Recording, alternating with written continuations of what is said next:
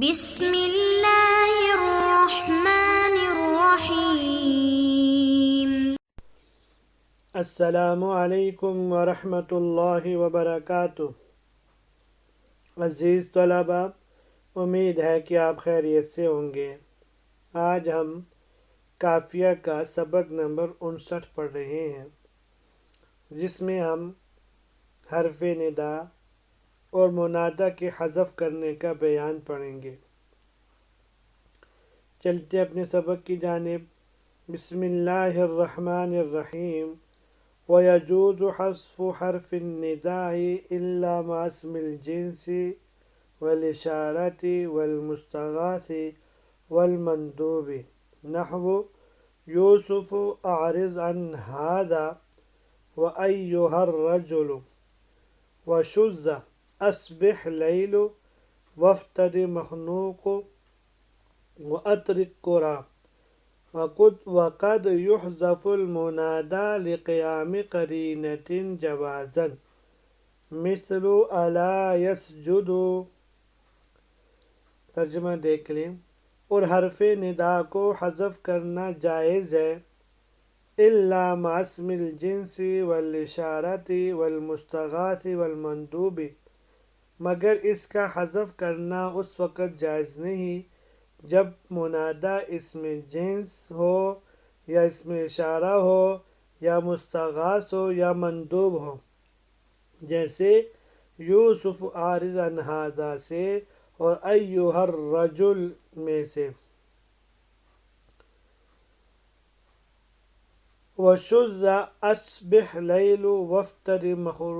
مخنوق واترک قرى، اور اصبح لیل اور افطر مخنوق و اترک قرى میں حرف ندا کا حذف کرنا شاذ ہے۔ وقد يحذف المنادى لقيام قرينة جوازا مثل ألا يسجد،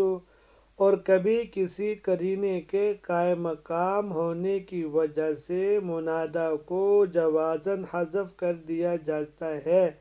جیسے الا یسجد میں منادا محذوف ہے۔ آج کے درس کے اندر ہم 3 باتیں پڑھیں گے۔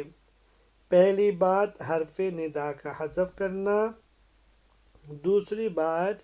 حرف ندا کو کہاں حذف کرنا جائز نہیں ہے، ان 4 مقامات کا ذکر،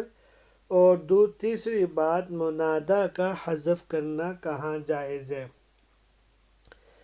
وَيَجُوزُ حَذْفُ حَرْفِ النِّدَاءِ، یہاں سے صاحب قافیہ رحمہ اللہ تیسرا قاعدہ بیان فرما رہے ہیں، اور قاعدہ یہ ہے کہ منادا کے اندر اگر کوئی قرینہ موجود ہو تو اس سے حرف ندا کا حذف کرنا جائز ہے، جیسے یوسف عارض عن ھذا میں۔ یہاں قرینہ کیا ہے یا کے حذف کرنے کا؟ وہ یوسف ہے۔ اگر یوسف سے پہلے یا حرف ندا کو محذوف نہ مانا جائے تو لازمی بات ہے کہ یوسف کو مبتدا ماننا پڑے گا، اور مبتدا اپنے لیے خبر چاہتا ہے۔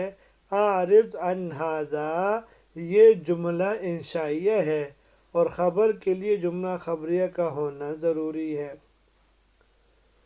اور اس کے مقابلے میں حرف ندا محذوف ماننے کی صورت میں کوئی خرابی بھی لازم نہیں آتی، کیونکہ دونوں جملے انشائیہ بن جائیں گے۔ یوسف یا محذوفہ کے ساتھ مل کر یہ منادا بن جائے گا، اور عارض عن ھذا جواب ندا بن جائے گا۔ اسی طریقے سے ایھا الرجل میں بھی قرینہ موجود ہے، وہ یہ کہ معرف باللام پر ایھا تب داخل کیا جاتا ہے جب اس پر یا حرف ندا پہلے سے داخل ہو، تو یہاں یا نظر نہیں آتی جو حرف ندا ہے، تو ایھا جب داخل ہے تو لازمی طور پر یہ ماننا پڑے گا یہاں حرف ندا محذوف ہوگا۔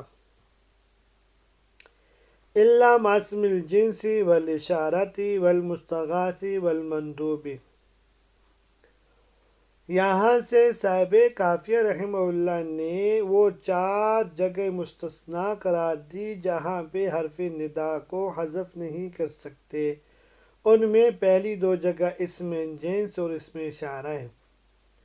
کہ اسم جنس اور اسم اشارہ جب منادہ بنیں گے ان پہ حرف ندا آئے گا تو وہ حذف نہیں کیا جائے گا، کیونکہ اسم علم تو عام طور پر منادہ بنتا رہتا ہے، اس کے مقابلے میں اسم جنس اور اسم اشارہ بہت کم منادہ بنتے ہیں، لہذا اس کے قلیل الاستعمال ہونے کے باوجود اگر حرف ندا کو بھی حذف کیا جائے تو دیکھنے والا اسی طرح اسم جنس کو نکرہ اور اسم اشارہ کو اسم اشارہ ہی سمجھے گا۔ مثلا ہم کہتے ہیں یا رجل اور یا حاذا، اگر یا رجل میں یا کو حذف کرتے رجل رہ جائے گا تو اس کو اسم نکرہ سمجھا جائے گا، اور یا حاذا میں حاذا سے حرف ندا کو حذف کر دیں تو حاذا رہ جائے گا، پتہ نہیں چلے گا کہ یہ حاذا منادہ ہے یا حاذا اسم اشارہ ہے۔ اس لیے ان دونوں موقع پر حرف ندا کو ذکر کرنا ضروری ہے تاکہ یہ مذکورہ خرابی لازم نہ آئے۔ والمستغاث والمندوب، یہاں سے تیسری اور چوتھی صورت کو بیان فرما رہے ہیں کہ جہاں حرف ندا کا حذف کرنا ناجائز ہے، منادہ جب مستغاث ہو اور مندوب ہو تو ان سے حرف ندا کا حذف کرنا جائز نہیں ہے، اس لیے کہ ان دونوں میں کیونکہ آواز کو لمبا کرنا مقصود ہوتا ہے، بڑھانا مقصود ہوتا ہے، اور جب آواز تبھی بڑھے گی تبھی دراز ہوگی جب منادہ کی صورت میں ہو۔ اگر حرف ندا کو حذف کر دیا جائے تو منادہ نہیں رہے گا، جب منادہ نہ رہے گا تو دراز صوت بھی نہیں ہوگی،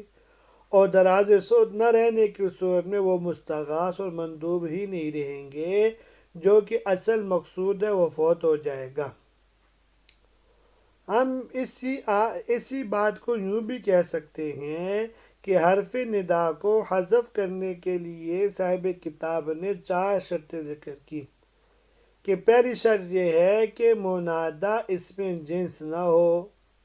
کیونکہ اسم جنس میں ابہام ہوتا ہے اور اس کو منادہ بنا کر ابہام دور کیا جاتا ہے، اور اگر حرف ندا کو حذف کریں گے تو اس میں ابہام پھر لوٹ آئے گا، اس لیے اس میں حرف ندا کو حذف کرنا درست نہیں۔ دوسری شرط یہ ہے کہ منادہ اس میں اشارہ نہ ہو، اور تیسری شرط یہ کہ منادہ مستغاث نہ ہو، چوتھی شرط یہ کہ منادہ مندوب نہ ہو، اس لیے کہ منادہ مستغاث اور مندوب کی صورت میں حرف ندا کا حذف کرنا جائز ہی نہیں ہے۔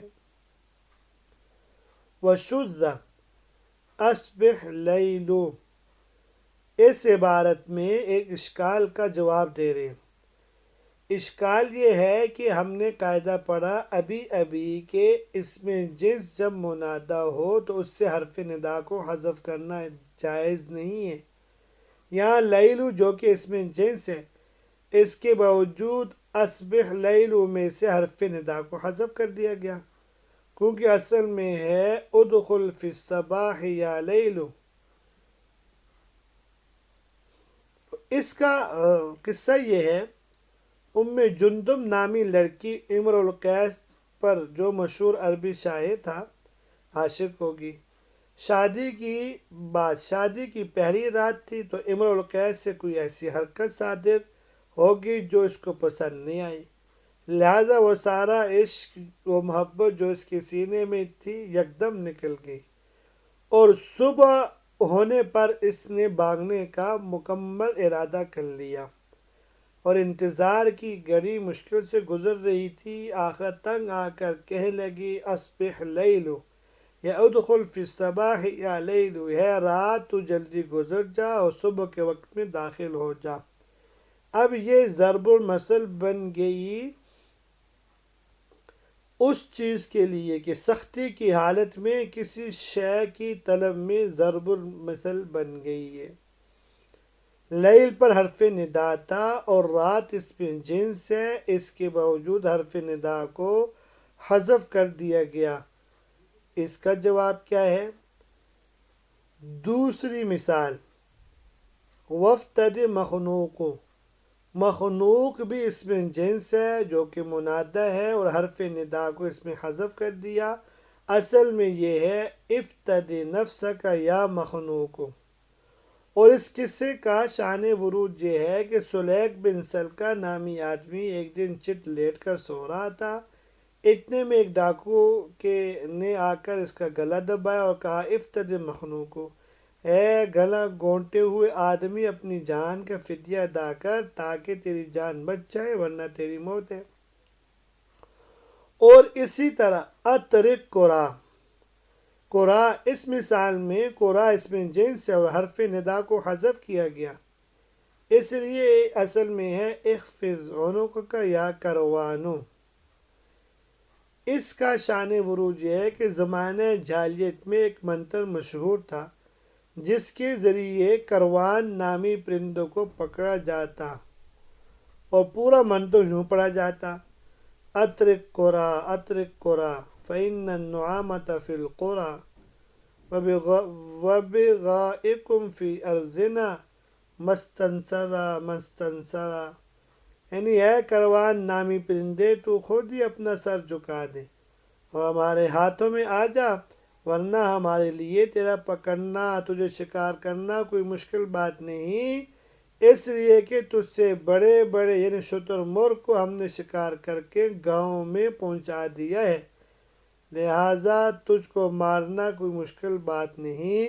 تو اس کو سن کر کروان نامی پرندے جمع ہو جاتے تھے۔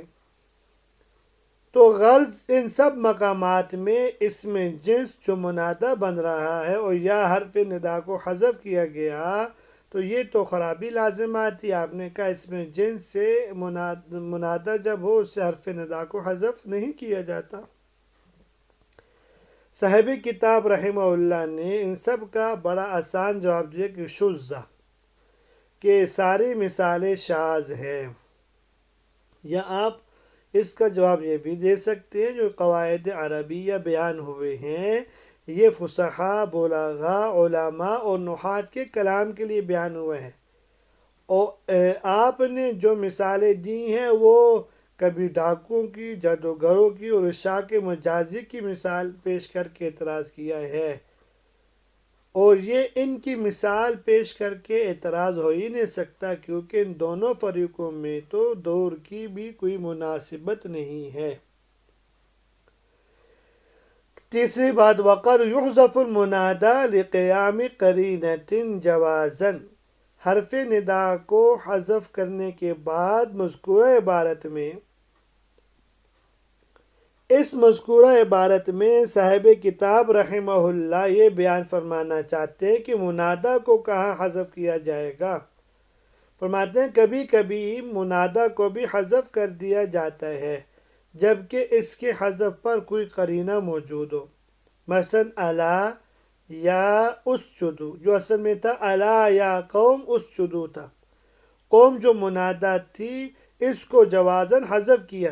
اس لیے کہ اس کے حذف کے بعد الا یسجدوا دلالت کر رہا ہے۔ قاعدہ یہ ہے کہ حرف ندا کبھی فعل کے اوپر داخل نہیں ہوتا، ہاں اسم پر داخل ہو سکتے ہیں، لیکن یہاں جب ہم نے دیکھا کہ حرف ندا فعل پر داخل ہو کے نظر آ رہا ہے اور یہ خلاف قاعدہ ہے، اس سے پتہ چلا یہاں ضرور کوئی اسم محذوف ہے۔ غور و فکر کے بعد پتہ چلا وہی اسم اصل میں منادہ ہے اور وہ اسم ہے یا وہ ہے قوم۔ یہاں تک آج کا سبق تھا، امید ہے کہ آپ کو سمجھ میں آ گیا ہوگا۔ اللہ تبارک و تعالی ہم سب کا حامی و ناصر ہو۔ اجازت دیجیے، السلام علیکم ورحمۃ اللہ وبرکاتہ۔